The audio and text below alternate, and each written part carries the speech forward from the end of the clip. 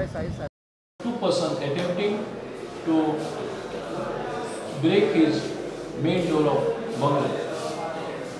The accused person fled away. Meanwhile, they had left behind one scooter, Malgaon registration Activa scooter.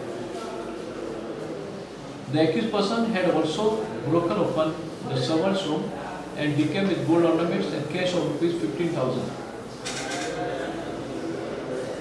Vasco police, on receipt of the said information, rushed to the spot and traced the owner of the scooter based at Malgaon, wherein it was revealed that the accused persons had taken on hire the said scooter from a city-based hotel at Malgaon.